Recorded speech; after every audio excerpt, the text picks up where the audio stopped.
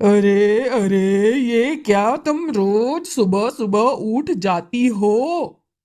तुम्हें समझ नहीं आता? मैं दिन भर थका हारा सब्जी बेचकर आता हूँ और तुम सुबह सुबह उठकर मेरी नींद खराब कर देती हो। ओह, देख तो लो इनको। इनकी नींद इतनी प्यारी है। मैं सुबह उठती हूँ ताकि तुम 2 पैसे ज्यादा कमा सको। आए बड़े मुझे भाषण देने वाले। ये तो नहीं कि मेरी मदद कर दे, मुझे भाषण दे रहे हैं। 2 पैसे घर में ज्यादा आए तुम्हें अच्छा नहीं लगता?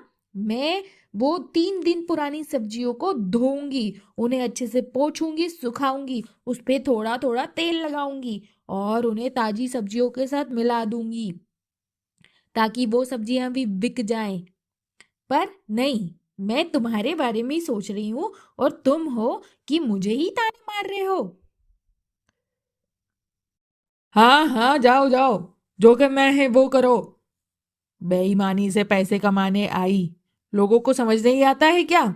नहीं खरीदते हैं वो मुझसे ऐसी सब्जियां, इसलिए बच जाती है सब्जियां। माया की सब्जियां देखो, पूरा उसका डला खाली हो जाता है। बस सुबह से माया गुणगान चालू। माया की सब्जियां। उसका पति मेहनत करता है, दिन भर घूमता है। तुम कहीं बैठ जाते होगे आलसी करके, इसलिए तुम्हारी सब्जियां नहीं बिकती है। अरे अरे अरे, तुम जाओ यहाँ से। सुबह सुबह मेरा दिमाग मत खराब करो। ऐसा बोलकर रमा अपने काम से लग जाती है और उसका पति वापस सो जाता है। रमा 3-4 दिन पुरानी सब्जियों को अच्छे से धोती है और उन्हें सुखाकर उन पर थोड़ा थोड़ा तेल लगा देती है और फिर उसके खेत में उगी कुछ सब्जियों को तोड़कर और उन सब्जियों में मिलाकर सब्जी का डला तैयार कर देती है। दरअसल रमा का पति सब्जियां बेचता है।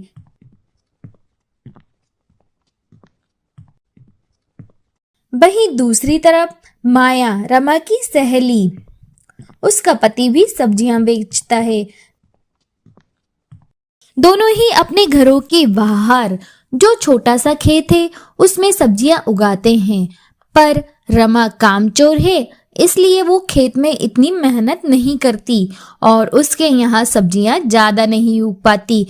दूसरी ओर माया बहुत ही मेहनती औरत है और वह अपने खेतों में पूरी ईमानदारी से मेहनत करती है, इसलिए उसके खेतों में ढेर सारी ताजी ताजी और पौष्टिक सब्जियां उगती है।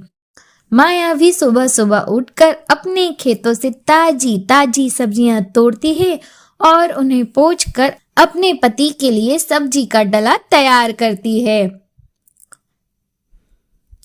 माया का पति सुदामा और रमा का पति किशोर दोनों ही सब्जियां बेचने निकल जाते हैं।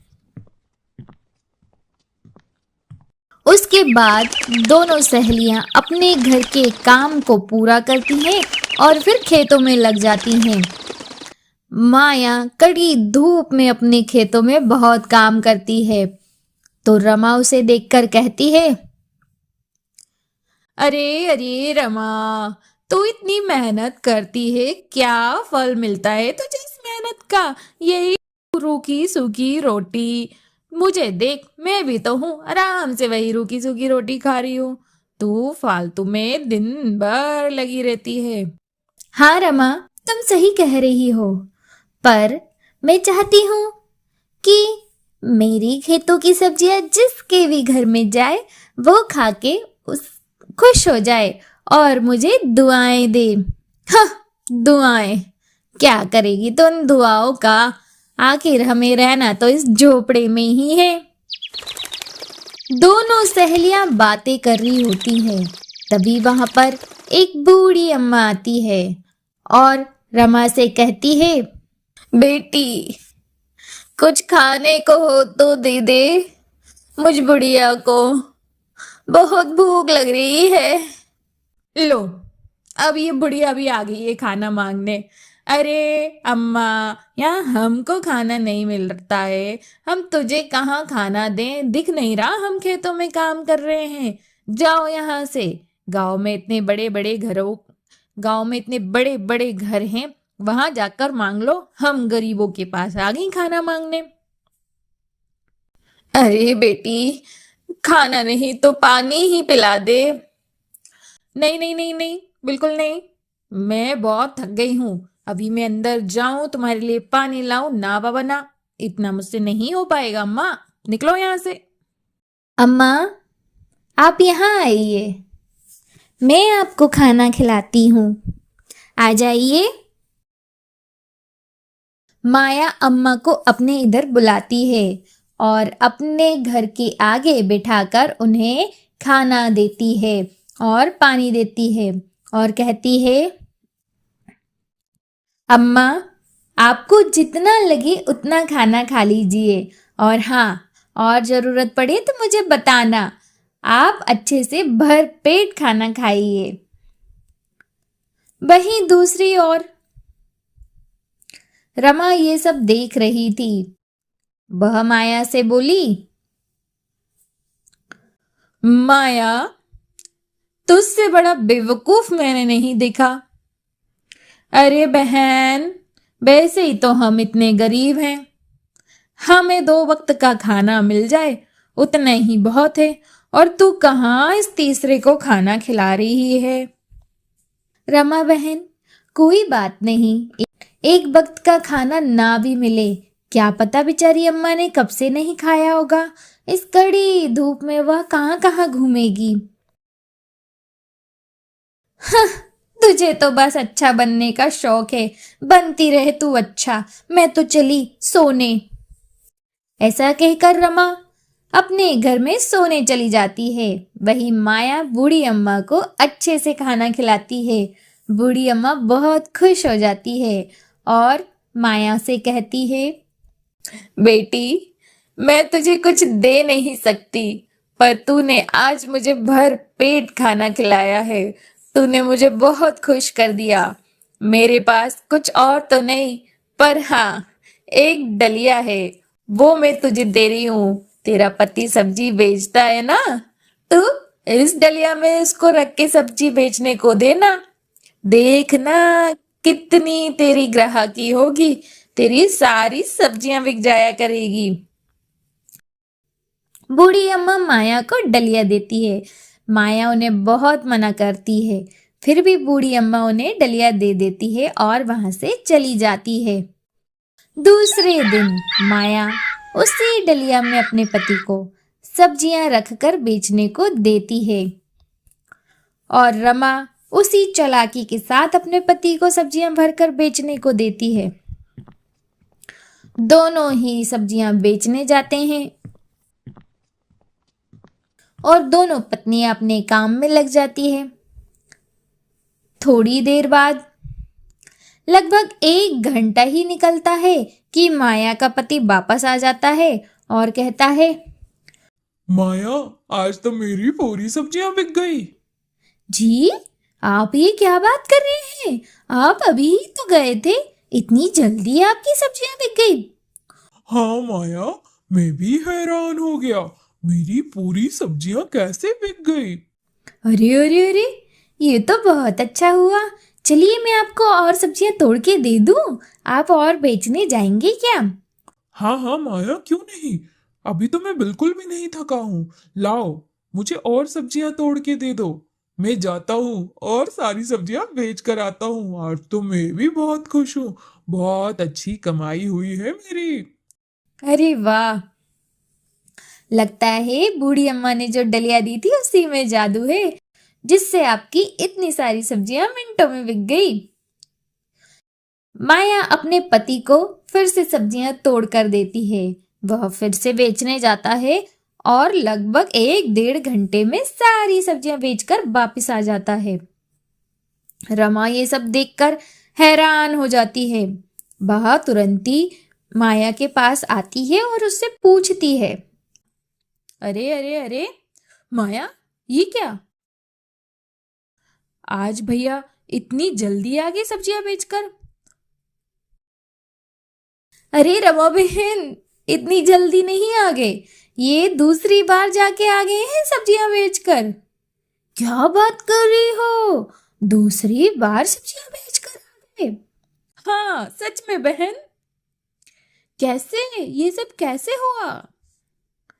वो कल अम्मा आई थी ना खाना खाने, उन्होंने मुझे डलिया दी थी एक और कहा था इसी में सब्जियां भर कर देना, देखना तुम्हारी सारी सब्जियां बिक जाएगी। और सच में ऐसा ही हुआ। मैं तो सोच रही थी शायद अम्मा बूढ़ी है इसलिए ऐसी बातें कर रही हैं, पर नहीं, अम्मा ने सच में मुझे इतनी जादुई डलिया दी है। अच्छा। रमा चुपचाप अपने घर चली जाती है। फिर रात भर सोचती है कि काश उस अम्मा को मैं खाना खिला देती। अब वह सोचती है काश उस बुढ़िया को मैं ही खाना खिला देती तो आज वो जादुई टोकरी मुझे मिलती, ना कि उस माया को। अरे अरे अरे, तुमने तो मेरा रात दिन जीना हराम कर दिया। सुबह से उठ जाती हो, अब गेट खोल कर बैठी हो। ये नहीं कि सो जाए, पति थका हारा आया है। घूमते घूमते रात के 10 बज गई थी जब मेरी सब्जियां पूरी बिकी। सड़ी गली सब्जियां पूरी मिला देती हो, सब्जियां बिकती ही नहीं है। चलो चलकर सो जाओ, मुझे भी नींद आ रही है। चलकर सो जाओ, इन्हें तो बस सोना उठना। जाओ जाकर आप सो जाओ। समझ नहीं आ रहा आपको? बैठी हूं मैं यहाँ पे, कुछ सोच रही हूँ, सुबह शाम किचकिच किचकिच किचकिच करने आ जाते हो बस। जाओ यहाँ से। अब बूढ़ी अम्मा आएगी तो उसे खाना मैं ही खिलाऊंगी। रमा दूसरे दिन उस बूढ़ी अम्मा का इंतजार करती है, पर वो बूढ़ी अम्मा नहीं आती। ऐसे ही कुछ दिन बीत जाते हैं। फिर से वह बूढ़ी अम्मा आती है और कहती है, बेटी बहुत भूख लगी है, कुछ खाने को दे दो। माया कहती है, अम्मा अम्मा आप आ गई, मैं आपको कितने दिन से देख रही थी। अम्मा जो टोकरी आपने दी थी ना, उसके कारण मेरी सब्जियां तो बहुत ज्यादा बिक रही हैं और मुझे बहुत मुनाफा हुआ। मेरे पति भी बहुत खुश हैं। उन्होंने कहा था कि जब अम्मा आएंगी तो उन्हें कुछ रुपए दे देना हमारे मुनाफे से। अम्मा आओ, मैं आपको रुपया देती हूँ। नहीं नहीं बेटी, रुपये का मैं क्या करूंगी, तू तो बस खाना खिला दे। अम्मा चलो, मैं आपको खाना खिलाऊंगी और आप जो बोलोगी वो बनाकर खिलाऊंगी। आपने मुझे आशीर्वाद दिया है, उसका कर्ज मैं हमेशा चुकाऊंगी। आप मेरे घर रोज खाना खाने आ सकती हो। ओहो, रोज खाना खाने आ सकती हो? आई बड़ी, मैं खिलाऊंगी अम्मा को खाना, समझी ना? तूने खिलाया था ना पिछली बार। अब तेरा पेट नहीं भरा, एक टोकरी लेकर अब क्या दूसरी टोकरी लेना चाहती है? चल जा यहाँ से। अरे अम्मा आओ, मैं आपको खाना खिलाती हूँ। आओ अम्मा आओ। रमा अम्मा के लिए रात की बची हुई रोटियां और सब्जियां लेकर आती है। क्योंकि रमा थी आलसी, वो तो अपने पति को भी रात का बचा हुआ ही खाना खिलाती थी। अम्मा खाना खाती है और जाने लगती है तो रमा कहती है, ओ अम्मा कहाँ चली? मुझे भी तो एक टोकरी दे दो। टोकरी? कौन सी टोकरी बेटी? क्यों, तूने उस माया को टोकरी नहीं दी थी क्या? मुझे भी दे दे। अरे हाँ, मैं भूल गई। ले, तेरे लिए भी एक टोकरी। इस टोकरी में तू सब्जियां रखकर अपने पति को देना, फिर देखना क्या होता है। सच में अम्मा? अरे हाँ। ऐसा कहकर अम्मा वहां से चली जाती है। दूसरे दिन रमा बहुत जल्दी उठती है और उस टोकरी में सब्जियां डालने लग जाती हैं। रमा जैसे ही उस टोकरी में सब्जियां डालती है, सारी की सारी सब्जियां गायब हो जाती है। रमा फिर सब्जियां डालती है, सब्जियां फिर गायब हो जाती है। ऐसे करते करते उसका खेत खाली हो जाता है, पर टोकरी भरी नहीं पाती, खाली की खाली रह जाती है। रमा हैरान हो जाती है और रोने लगती है। अब मैं क्या करूं? अम्मा ने मेरे साथ क्या कर दिया है? मेरा तो पूरा खेत ही खाली हो गया। अब मैं क्या खाऊंगी? तभी आसमान में उसे वही बूढ़ी औरत दिखती है। वो कहती है, अम्मा तूने मेरे साथ ऐसा क्यों किया? मुझे ऐसी टोकरी क्यों दी? मुझे पागल ने क्या किया? बेटी, ये सब तेरे कर्मों का फल है। जैसा कर्म करोगी वैसा ही फल पाओगी। माया ने मुझे बहुत दयालुता से और बिना किसी लालच से खाना खिलाया था, और तूने लालच से मुझे खाना खिलाया। वरना वरना तू तो ऐसी है जो किसी को एक सड़ा हुआ आलू भी ना दे। मुझे माफ कर दो अम्मा, मैं समझ गई हूँ। बुराई का फल बुरा ही होता है। अब मैं कभी भी लालच नहीं करूंगी। सबको ताजी सब्जियां ही बेचूंगी। मुझे माफ कर दो अम्मा।